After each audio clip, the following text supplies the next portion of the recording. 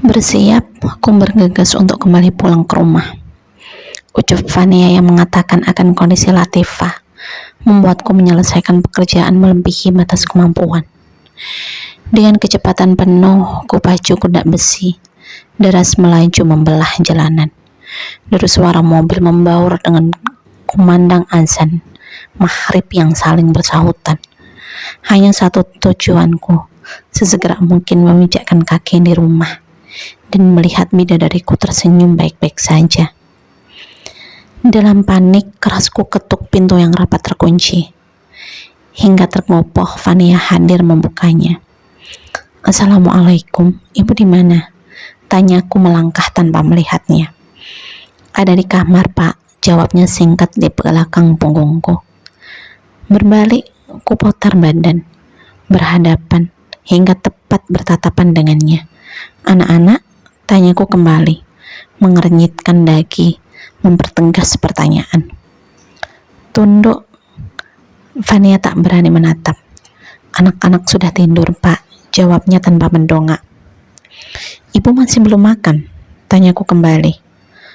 "Belum, Pak. Sejak tadi ibu menolak setiap kali kusiapkan makanan," ulasnya, mendongak lalu segera menunduk kembali. Tanpa kembali berucap, aku bergegas menuju kamar, berlahan mendorong pintu. "Assalamualaikum," sapaku lirih, tak ingin mengganggu sang empu. Termangu, Latifah mengalihkan pandangan dari layar pipih yang masih menyala. "Waalaikumsalam," jawabnya acuh, kembali menatap ponselnya, lincah memainkan jemari di atas sana. Dalam gentar, ku coba untuk memantapkan langkah. Sungguh, sebenarnya aku sangat takut saat berhadapan dengan kemarahan Latifah. Namun tak selangkah pun aku mampu mundur dari dirinya. "Kamu baik-baik saja kan?" ucapku ragu akan kondisinya yang nampak segar. Sungguh tak tersirat pasti dari auranya yang menggambarkan akan tak terisi perut seharian. "Menurutmu?" tanyanya sembari melihatku dari sudut netra. Tersenyum, ku tarik kedua sudut bibir. Sungguh, aku merindu Latifah dengan segala keceriaannya. "Alhamdulillah kalau kamu dalam kondisi baik," tuturku lega, menghembuskan udara yang terperangkap di antara rongga dada. "Kamu sudah makan, sayang?"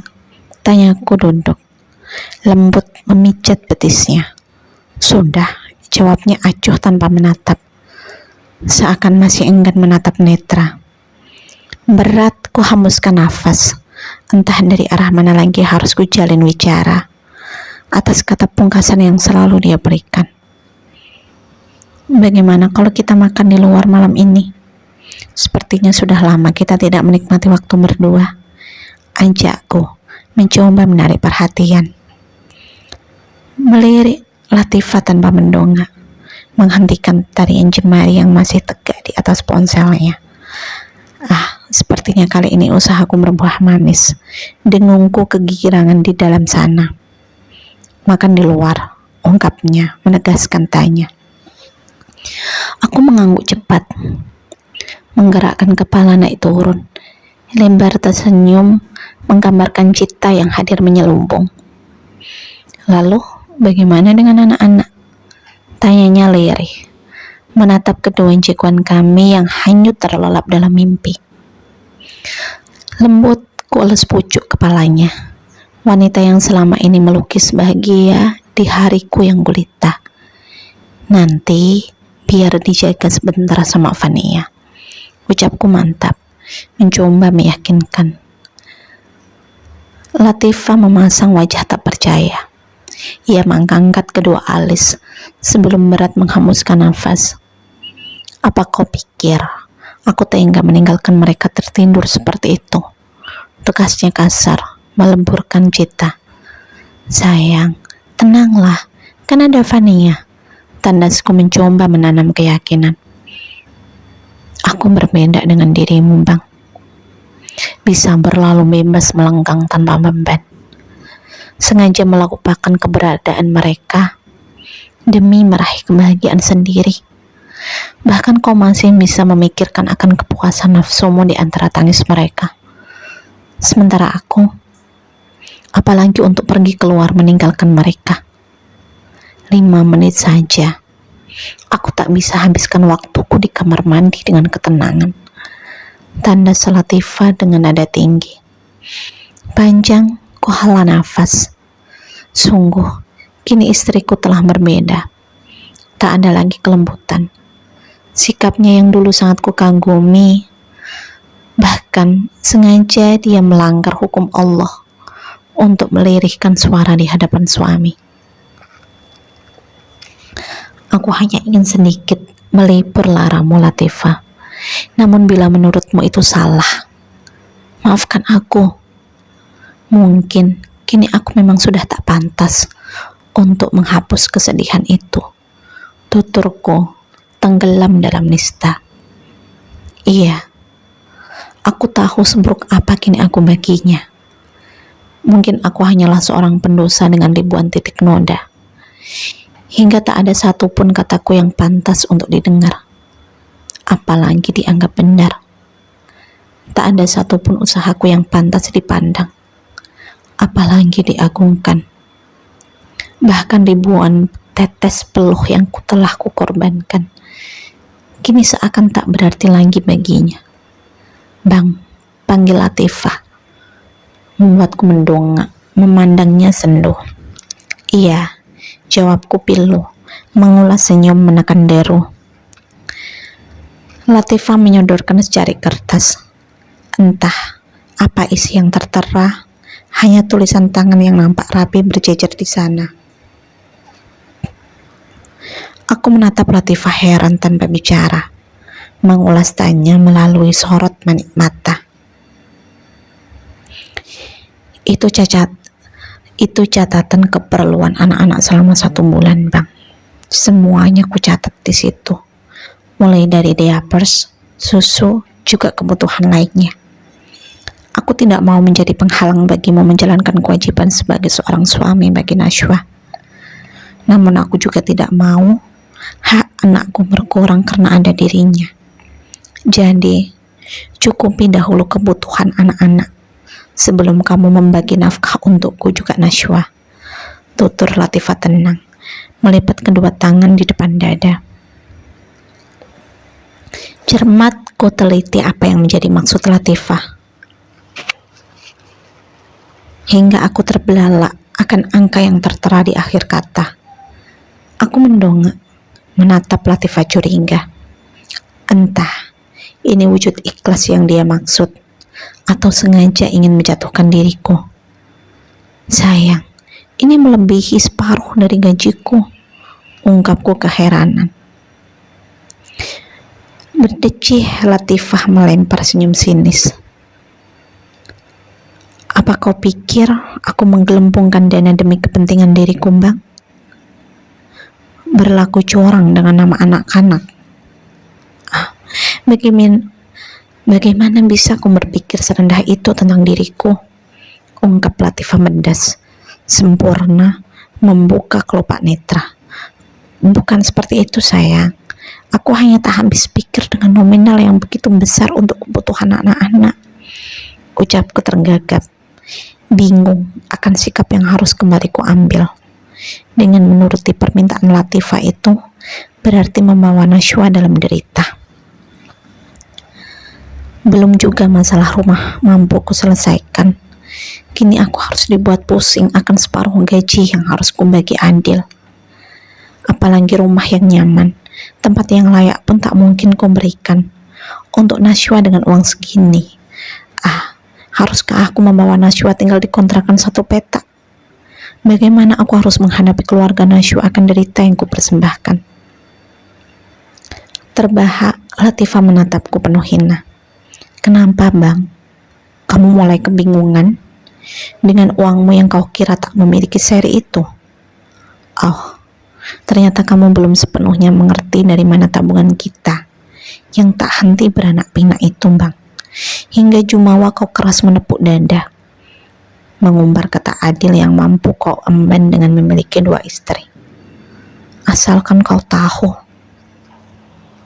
Semua mimpi kita itu terwujud oleh keahlianku mengelola uang belanja, ungkap Latifah terjeda, pilu mengusap lelehan air mata. Namun aku tak lagi mau mengencangkan perut ataupun menghemat keperluan mereka.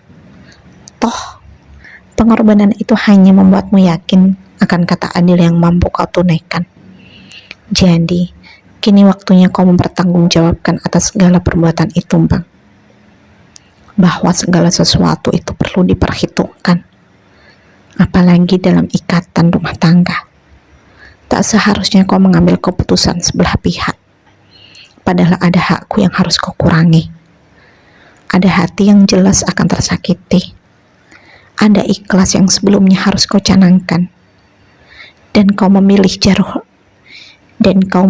jalur lain, menerobos adab demi memuaskan nafsumu itu. Memutuskan bersikap dusta dengan dalih menjauhi zina. Sungguh, perbuatanmu itu nista.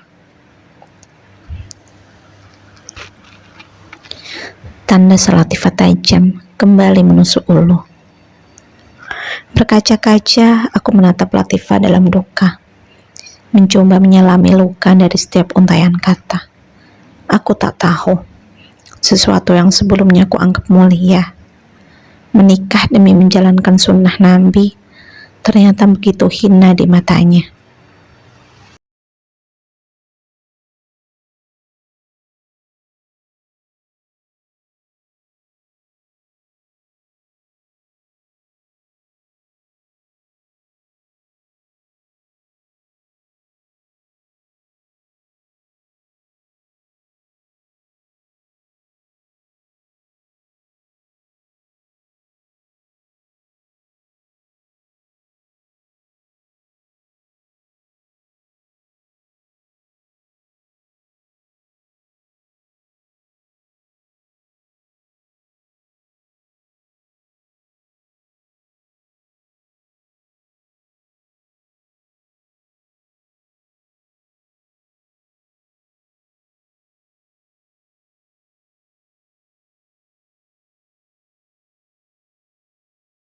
Kau akan membawaku tinggal di rumah sekecil ini, Bang? Tidak. Bahkan ini tak pantas disebut sebagai rumah, ucapku terhenyak, menatap sekeliling ruangan yang memiliki luas tak seberapa, dengan 2 petak ruang ukuran 3x4. Bahkan ini tak ada separuh dari rumahku sebelumnya. Entah apa yang akan kulakukan di tempat sekecil ini. Bahkan untuk sekedar memasak pun tak kutemukan adanya dapur di antaranya. Untuk sementara, Neng. Setelah itu, Abang janji akan mencarikan tempat yang layak untukmu, ucap Bang Fatih lembut, membingkai wajahku. Kuat, aku menggeleng dengan netra berembun, menangkupkan kedua tangan ke depan dada, meminta untuk dibawanya kembali aku ke rumah kami yang sebelumnya. Sementara, berapa lama yang kau sebut sementara itu, Bang? 1 tahun, 2 tahun, atau lebih dari itu. Bahkan untuk sehari saja, tak mungkin kulewati hari di tempat seperti ini dalam ketenangan, ucapku meradang akan sikap lemahnya Bang Fatih di hadapan Mbak Latifah. Doakan Abang agar segera bisa mengumpulkan kembali uang untuk mencarikan tempat yang lebih layak untukmu, tutur Bang Fatih lembut, menautkan jemari kami. Doa, bahkan dalam setiap sujud, tak luput namamu dalam lafal kumbang. Tapi apa yang kudapatkan? Tak secuil pun keadilan yang kau perjuangkan untuk diriku. Bukankah aku ini juga istrimu? Dan sudah seharusnya mendapatkan keadilan, bukan? Lantas keadilan macam apa ini?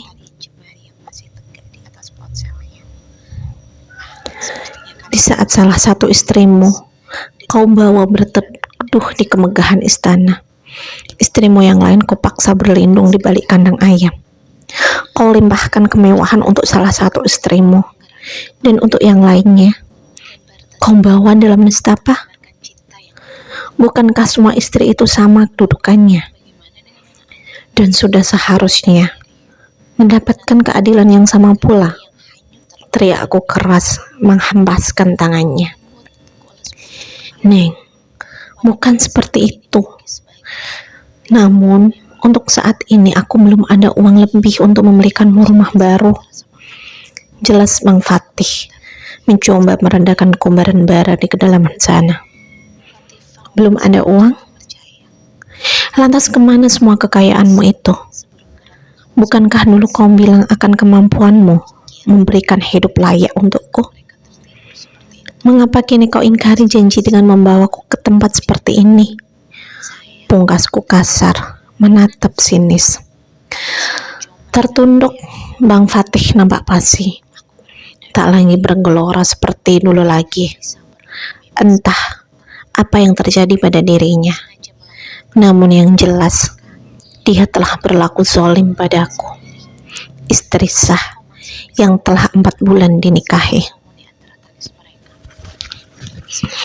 Latifah meminta semua uang tabunganku, Neng.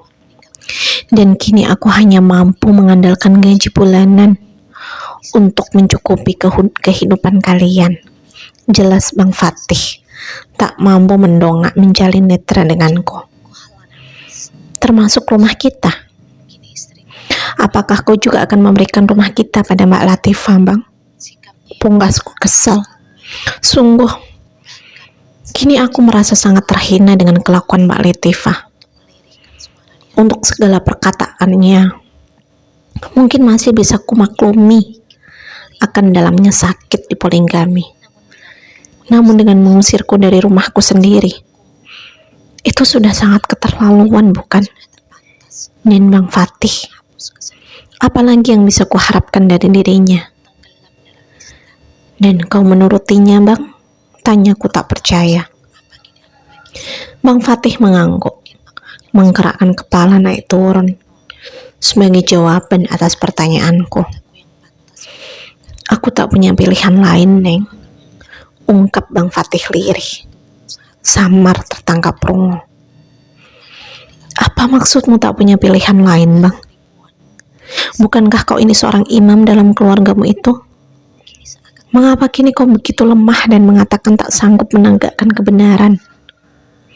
Bangkitlah, Bang, dan tunjukkan kekuasaanmu itu, teriakku, menggoyang lengan Bang Fatih. Bang Fatih menggelengkan kepala, dan tak elak itu membuatku semakin meradang.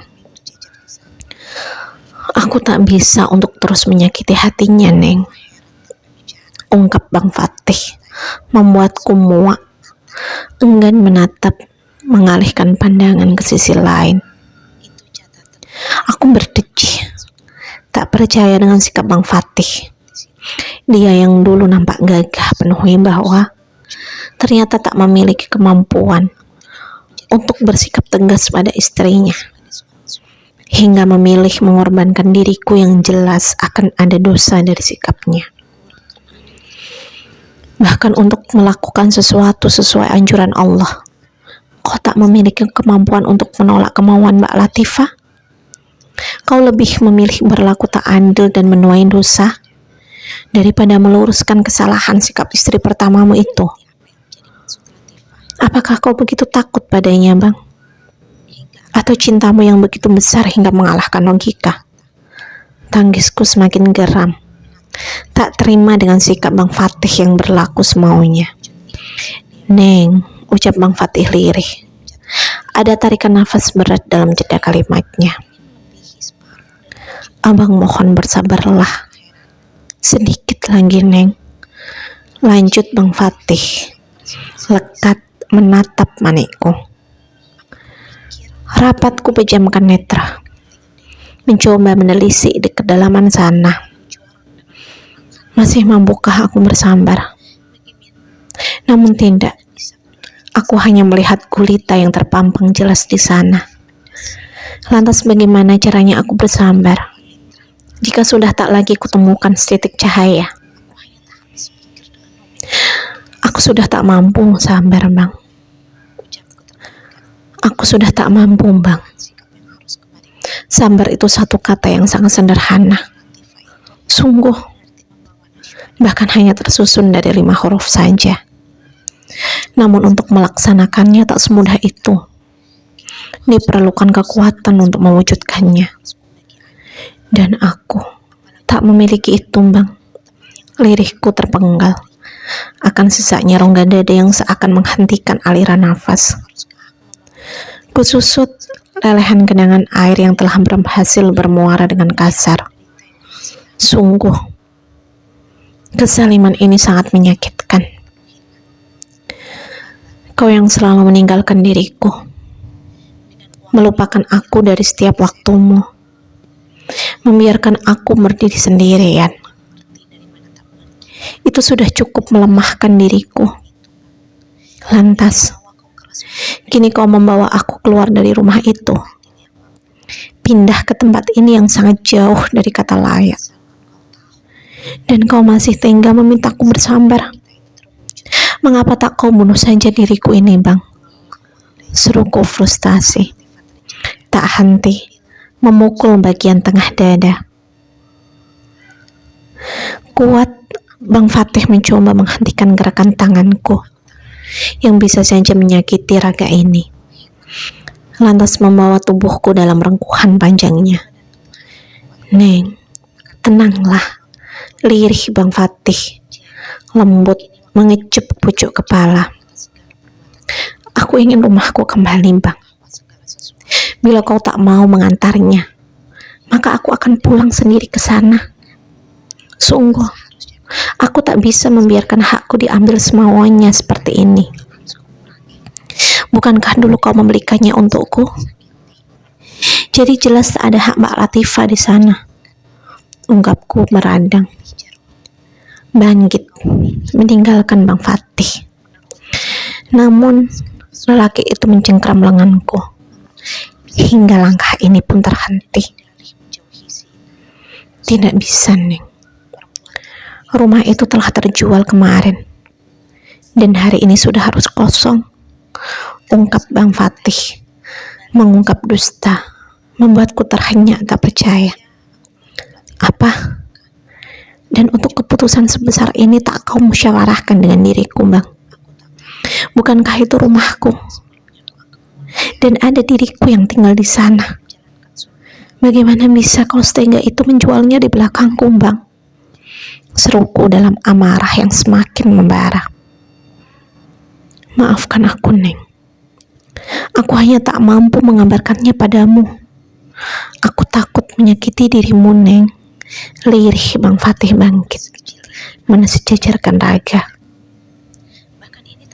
Dan apa kau pikir kini semuanya tak menyakiti hatiku, Bang? Apakah dustamu itu terbukti membuatku lebih baik dan baik-baik saja? Bahkan dengan kau berbohong itu membuatku semakin dalam menanggung luka. Tuturku luruh, tak mampu menopang berat tubuh.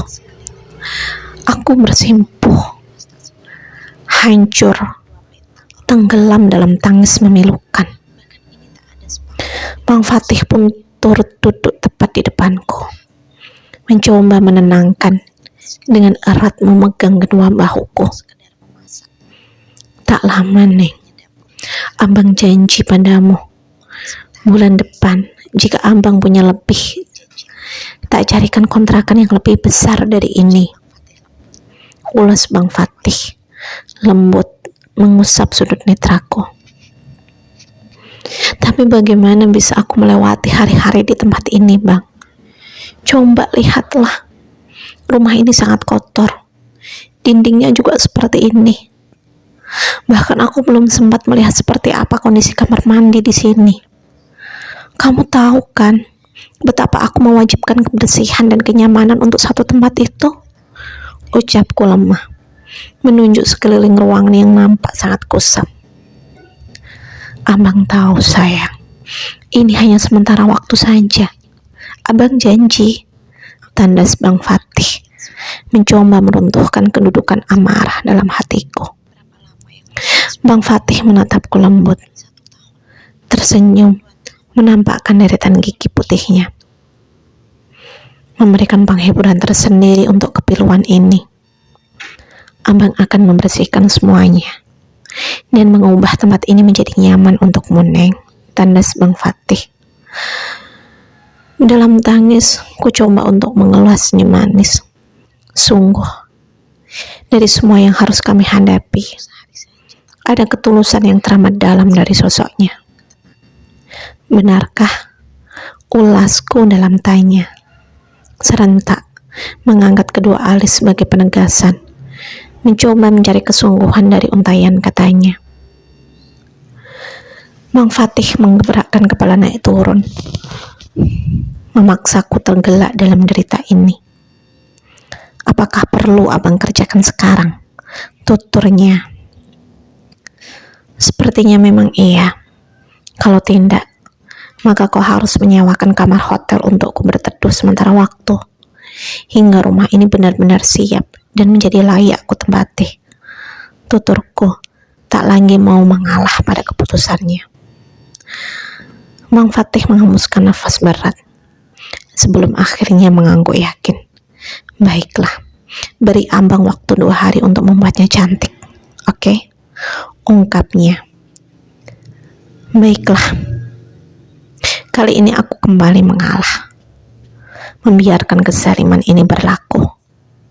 Sungguh, pada saatnya nanti, aku yakin keadilan itu akan hadir menghampiriku.